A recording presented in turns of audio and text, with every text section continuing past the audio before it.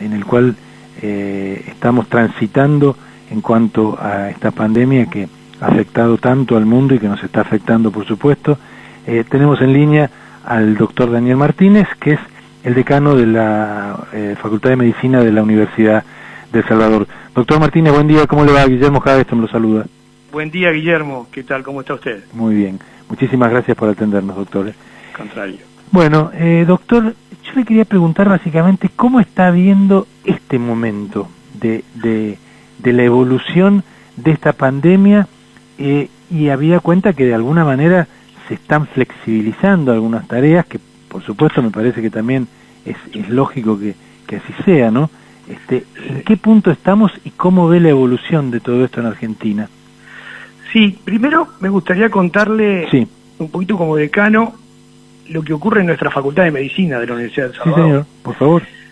Porque nos agarró muy de imprevisto todo esto, todo fue muy imprevisto para todos, en todos los aspectos. Sí. Por eso tuvimos que, como todos sabemos, bueno, según el decreto, cerrar nuestras facultades, no podemos dar clases, y nosotros tenemos una facultad de medicina, donde además de la carrera de medicina, tenemos muchas carreras de ciencias de la salud, que todas están relacionadas con la parte práctica.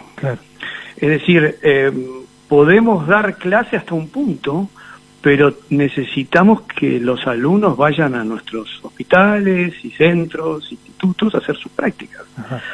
Por eso fue una necesidad de empezar a trabajar en todo lo que sea virtual al inicio. Nos llevó su tiempo porque nosotros, además de ser una universidad que hace pocas cosas virtuales, medicina puntualmente... es una carrera muy práctica, obviamente. Muy práctica, con muy pocas cosas. La universidad tiene un programa a distancia que se llama el PAD, que sí hace muchas carreras a distancia, pero con nosotros tiene poca llegada, porque nosotros ofrecemos poco a distancia, por la actividad que tenemos. Así que tuvimos que agarrarnos un poquito que el PAD nos da, que se llama la plataforma nuestra, que es una plataforma Blackboard de la universidad, para poder aprenderlo bastante rápido y empezar a dar clases en forma habitual. Es como el Zoom que utilizan habitualmente, está muy de moda. Nosotros tenemos una plataforma muchísimo mejor, digamos, realmente es muy buena, es nuestra, y bueno, y ahí empezamos a trabajar en esta plataforma y empezar a dar todas las clases en forma teórica, porque los planes de estudios en su totalidad, todos tienen su parte teórica, nada es práctico totalmente. No, sin duda.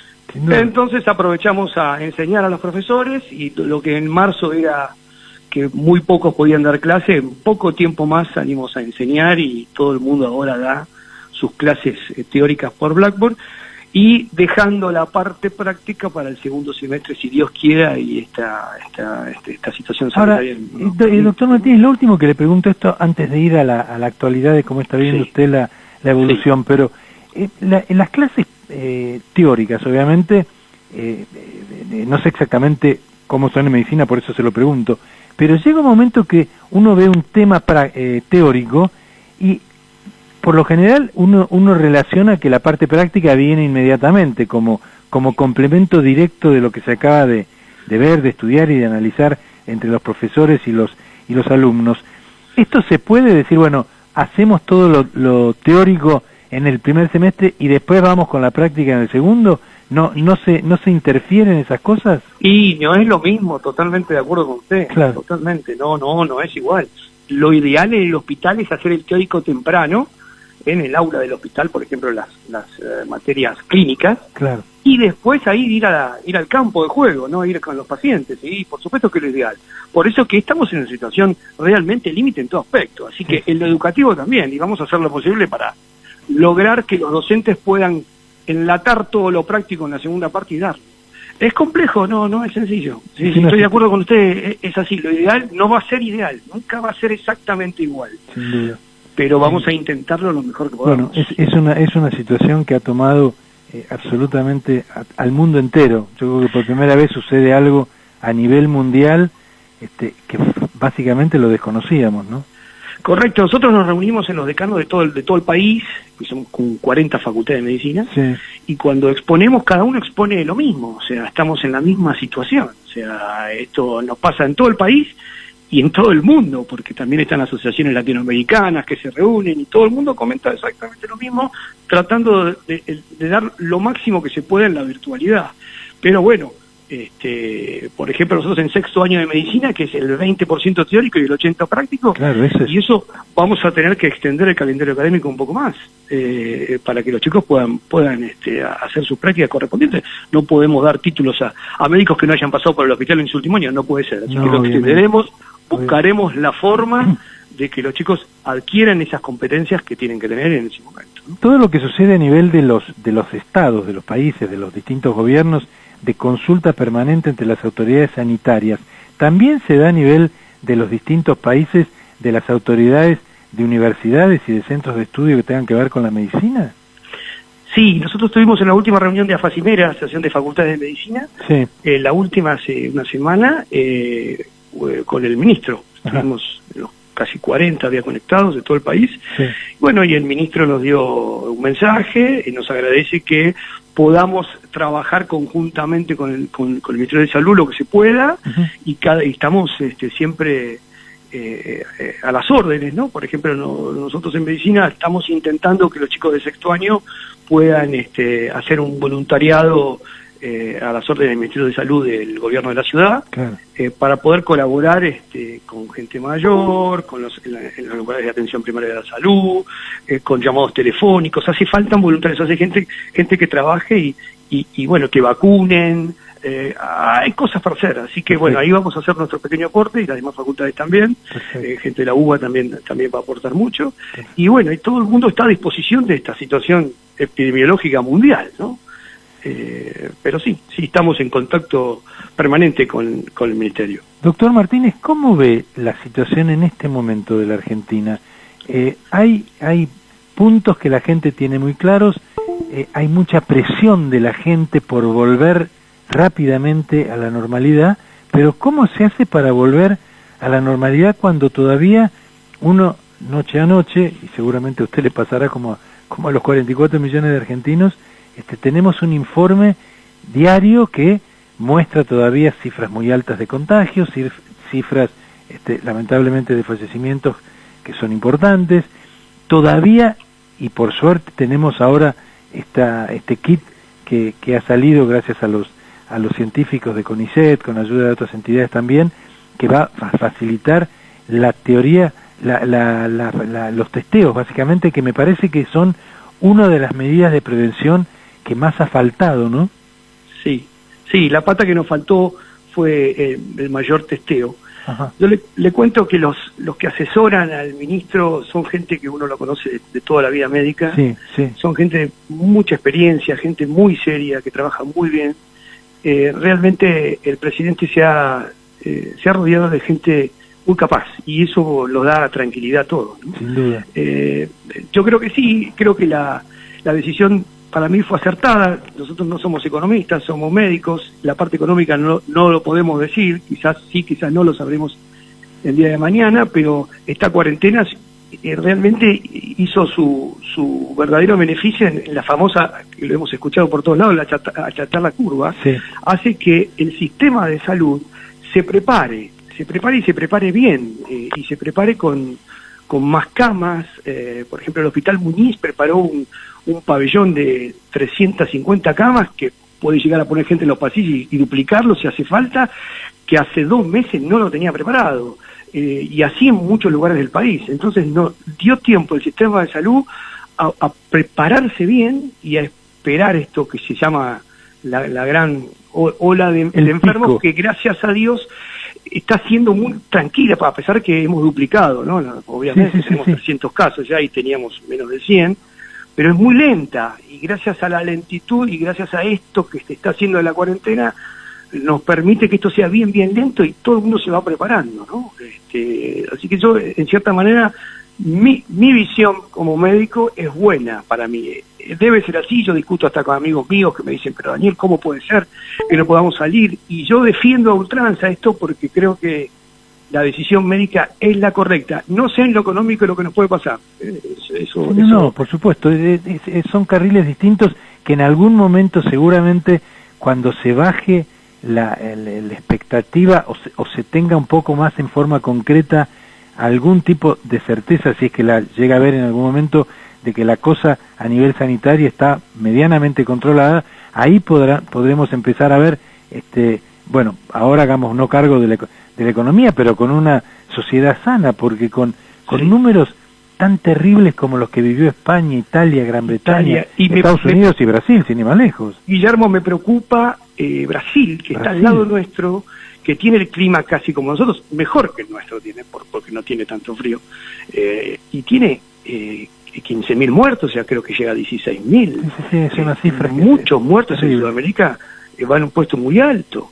Entonces eso asusta, ¿no? El que esté tan cerquita nuestro y tenga tantos casos. Y como usted decía bien, la importancia de testear, y bueno, y hay que apuntar a los lugares más carenciados, más vulnerables, y los geriátricos, para lograr a ver qué situación estamos, porque nos dicen de otros lados, bueno, ustedes tienen menos casos porque no testean, y tienen razón en el fondo.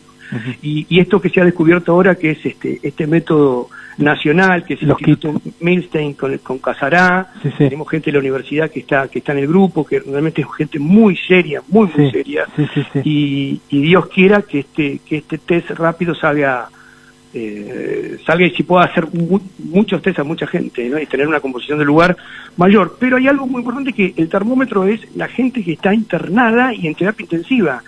Y como decía el doctor Kahn hace 48 horas, mi obsesión es que no estén ocupadas las terapias intensivas. Y es así, y no hay gran ocupamiento de las terapias intensivas. Eso va a favor de que la cosa no está tan mal. Claro. Porque si no están ocupadas, si tenemos reservas, es como que estamos en la guerra y tenemos municiones. Si nos quedamos sin municiones no podemos pelear. Si nos quedamos sin camas en terapia intensiva, no podemos pelear. Y hay más del 50%.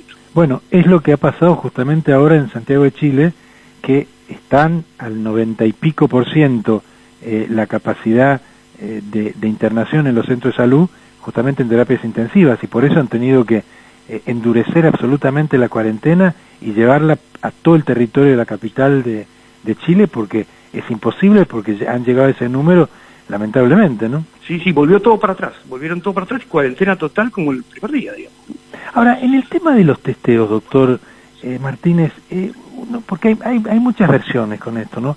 Y por supuesto uno tiene que hacerle caso, obviamente, y dar por cierto lo que dicen los especialistas, que son los que saben, porque que en esta situación, lamentablemente, como en todas las situaciones que suceden en el mundo, llega un momento que, sobre todo los periodistas, somos expertos absolutamente en todos los temas, y uno tiene que seguir preguntando, básicamente, y repitiendo en la medida de lo posible lo que dicen quienes verdaderamente conocen el tema.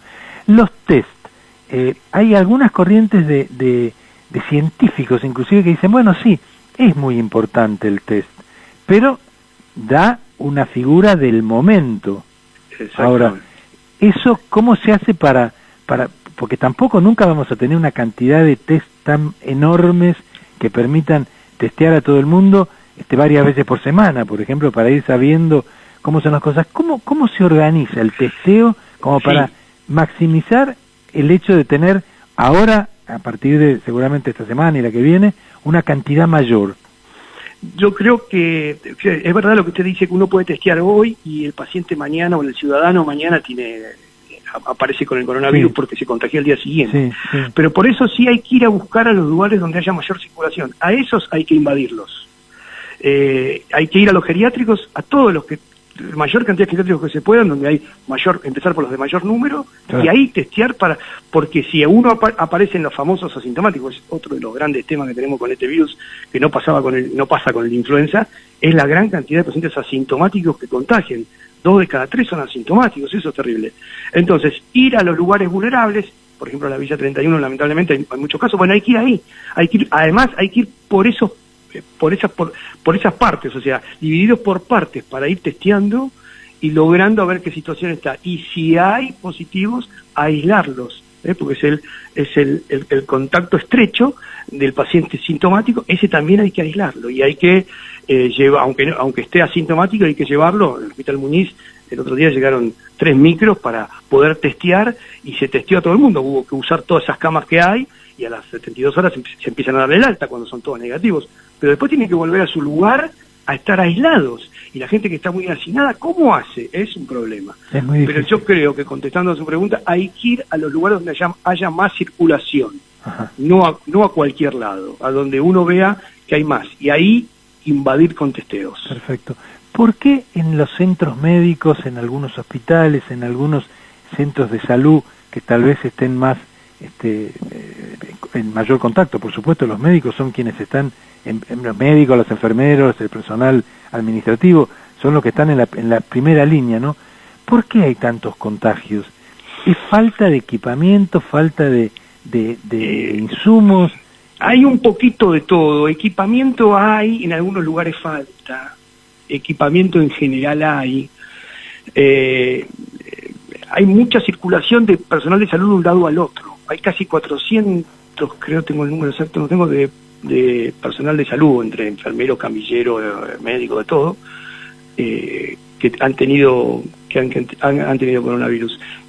Hay mucha circulación porque los médicos y los enfermeros y los demás personal de salud no trabajan en un lugar solo, trabajan en varios lugares. Claro. Entonces, eso influye mucho. En varios lugares se puede decir que el equipamiento está, el equipamiento hay, en algunos lugares falta, en el lugar del conurbano, bueno, he comentado algunos médicos, algunos colegas en algún lugar que puede faltar un poco más, pero en líneas generales hay. Yo creo que es la gran circulación del personal de salud, por eso ponemos tanto hincapié en que nos tenemos que cuidar entre nosotros, en los que hacemos atención, porque tomar todos los recaudos. Es bastante caro ver un enfermo de coronavirus porque cada vez que uno entra y sale tiene que cambiarse todo, además de tardar un montón en la cambiada. Sí. Lleva cosas muy descartables, o sea que es caro. Esos son los insumos que cuestan más, obviamente. Claro, porque son muchos, porque cada vez que uno entra y sale tiene que volver a cambiarse. Claro. Además de tardar, porque tarda mucho en hacer todo el proceso, sí. Vuelve a entrar por otro motivo y tiene que cambiarse todo de nuevo. Ahora, entonces, hay determinados elementos, doctor Martínez, que la gente dice, ¿cómo puede ser que esto exista para una ambulancia, por ejemplo, como son esa suerte de luz que tienen las ambulancias, que aparentemente tienen un efecto de convertir el lugar en algo totalmente, con una asepsia enorme? Ese tipo de cosas, si se utilizaran, por ejemplo, a la entrada de un lugar, mire, le pongo un ejemplo que tiene que ver más con mi gremio que con el suyo. A la entrada de algunos canales de televisión, sí, la puerta de entrada hay un control estricto, cada vez que una persona, tanto la parte artística, la parte técnica, entra al canal, pasa a través de esa luz que teóricamente lo desinfecta de alguna manera, después se le toma la fiebre, en fin, hay un control muy grande. ¿Son verdaderamente efectivos o relativamente efectivos? Sí, uno que son relativamente efectivos. Pero bueno, si funcionan bien y están bien equipados, está bien hacerlo. Lo que pasa es que son caros para llevarlo a muchos lugares, desde el punto de vista de salud pública, digamos. Claro. En algunos lugares se podrá hacer, pero hoy en día todos estos elementos salen muy caros. Estamos averiguando para poder, cuando volvamos a la presencialidad en la universidad, tomarles la temperatura. Yo le puedo asegurar que hay termómetros de $20.000 hasta $5.000, o sea, es son cifras caras. Muy caros. Y entonces todo es muy caro en un país que estamos económicamente bastante mal, digamos, ¿no? Sí, eso sin duda influye. Y ahí es un poco la parte donde yo digo que cuando de alguna manera haya un panorama más certero acerca del futuro inmediato de esta pandemia, habrá que empezar a ver, como para ir de la mano destrabando determinadas cosas, como para que también se vaya solucionando lo económico. Existiendo vida y cuando el problema de salud empiece a disminuir, lo económico de alguna manera se va a resolver. Pero por supuesto, el tema de los costos estos, por eso es muy importante, me parece, lo de los kits y el CONICET, ¿no? Porque de ahí, de alguna manera, eso tiene un costo mucho más accesible para nosotros, ¿no? Sin duda va a ser mucho menor y vamos a poder, me imagino que el Ministerio va a poder destinar a comprar muchísimo más de lo que veníamos teniendo, que teníamos que comprarlo en China y, o sea, traerlo de afuera, ¿no? Esto ha cambiado. La verdad que el logro que han tenido es espléndido. La verdad que estamos muy contentos desde el punto de vista de salud con ese tema. Le quería contar, Guillermo, una cosa de la universidad, sí, porque nosotros teniendo en cuenta, siempre hay cosas buenas dentro de las cosas malas, ¿no? Sí, por supuesto.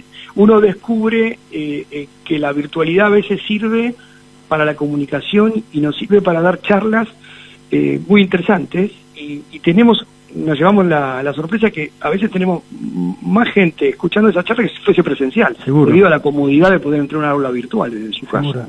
Seguro. Así que hemos hecho varias charlas sobre seguridad del paciente. El Tomás Orduna, uno de los infectólogos, nuestros profesores, dio una charla muy interesante sobre el coronavirus. Ajá. Hace unos días para toda la unidad académica. Había más de 300 personas conectadas. Bueno, y ahora, por ejemplo, el martes tenemos también a nivel de la unidad académica sobre la pandemia en Argentina, que va a dar el doctor Esteban Lich, que es un sanitarista, sí. Y tenemos varias charlas de esta forma y que nos sirven realmente como comunicadores. Usted me preguntaba qué hacíamos nosotros desde las universidades, y el ministro nos pidió eso, que comunicáramos, sí, y que formáramos. Bueno, nosotros estamos ahí cumpliendo con esto, tratando de darle a la población con webinares o con charlas propias de la unidad académica sobre esta vía que es la virtual, que realmente es tan útil porque se conecta mucha gente, la gente pregunta, uno se responde desde el lugar, despacito, va respondiendo todos. Ahora que estamos muy contentos con eso. Y me parece que esta modalidad, más allá de que ojalá, por supuesto, cuanto antes se pueda volver a una normalidad, pero ya se sabe seguramente que esto va a ser en forma lenta, la vuelta a la normalidad. Ahora, hay determinados formatos de comunicación, como este que usted hace referencia, doctor Martínez, que me parece que han llegado y se van a quedar. Más totalmente allá, porque sí, evidentemente es más efectivo. Usted ha dicho sí, una cosa que es totalmente cierta. Hay muchísima gente que desde lo virtual tiene tiempo, espacio y los temas, ahí sí que no hace falta algo práctico. Uno tiene simplemente que escuchar, aprender, tomar nota y evacuar dudas, ¿no? Correcto, sí, es algo que vino para quedarse. Además, muchos docentes que desconocían esto porque nunca lo hacen, porque son médicos y dan clases siempre presenciales, han descubierto algo que ni ellos se imaginaban y hasta están contentos y nos comentan, y yo algún teórico más voy a seguir dando así, y me parece muy bien, porque realmente es muy bueno. Le quería comentar algo más, que sí, nosotros en la universidad tenemos un comité de crisis que se armó desde el inicio, sí, realmente muy interesante para dar todos estos mensajes y evacuar problemas tanto para la gente de la universidad como para toda la comunidad universitaria, que está formado por prensa, por el PAD, por el programa a distancia, por el BES, que es la licenciada Agustina Lucero Smith, que es todo el bienestar estudiantil, y por psicología con nuestra licenciada, la licenciada Renaud, sí, la asesora jurídica y medicina. El grupo trabaja arduamente, de sol a sol, solucionando temas y dando mensajes continuamente hacia toda la comunidad y hacia todo aquel que quiera entrar a la página y tener cosas que le pueden servir para la vida diaria, ¿no? Consejos y distintos protocolos, y realmente el equipo trabaja muy bien. Esto ayuda muchísimo. La última que le hago, doctor Martínez, y le agradezco por supuesto muchísimo que nos haya acompañado esta mañana, porque es muy interesante todo este tema y obviamente lo tenemos que hablar. Esto es así, y comunicar, que es lo que están pidiendo desde los ministerios y la Secretaría de Salud. ¿Qué es más importante en este momento y en esta etapa que estamos atravesando y que estamos viviendo en Argentina? Que ya hay determinados permisos, la gente circula un poco por la calle. ¿Es más importante el uso del barbijo? ¿Es más importante el distanciamiento social? ¿Cuáles son las medidas que a criterio suyo sí o sí hay que tenerlas y respetarlas a rajatabla? Sí, bueno, en realidad todas, ¿no? Porque el distanciamiento social es muy importante. El virus no va más de 2 metros si no tose. Entonces, estar a 2 metros le asegura que uno no se va a contagiar. Ayer yo caminaba con mi hija, que la saqué a pasear, que tiene 12 años, y caminamos 10 cuadras, me dice, me saco toda la ropa, mirá, no nos cruzamos con nadie nos tosió, no estuvimos a menos de 2 metros de nadie, la ropa no va a tener nada. La distancia social tiene que estar, y el barbijo, que todos saben que el barbijo sirve para que yo, si estoy enfermo, no contagie. Usted no contagie al resto, perfecto. Exacto, es por la solidaridad hacia la otra persona, muy importante en los lugares cerrados como son o los bancos o los supermercados o el transporte público. En esos lugares hay que tener mucho cuidado y prestar mucha atención para realmente hacerlo. El barbijo y la distancia social para mí son muy importantes, y algo que nosotros lo venimos haciendo, que somos una facultad que tenemos lo que se llama la seguridad del paciente, trabajamos mucho en lo que es la prevención, ¿no? Sí. El lavado de manos es algo que yo a mis hijos, antes que ocurriera esto, le obligaba que una vez que entraban a casa, ir directamente al baño a lavarse las manos. Es importantísimo el lavado de manos cuando uno llega a su casa y cuando está en contacto con el exterior, ¿no? Doctor Martínez, le agradezco muchísimo este rato, ha sido interesantísima esta charla, por supuesto, y todo lo que necesiten comunicar, aquí estamos para hacerlo. Le mandamos un abrazo grande, ¿eh? Guillermo, igualmente un abrazo grande, ha sido un gusto conversar contigo, ¿eh? Muchísimas gracias. Hasta luego. Hasta pronto.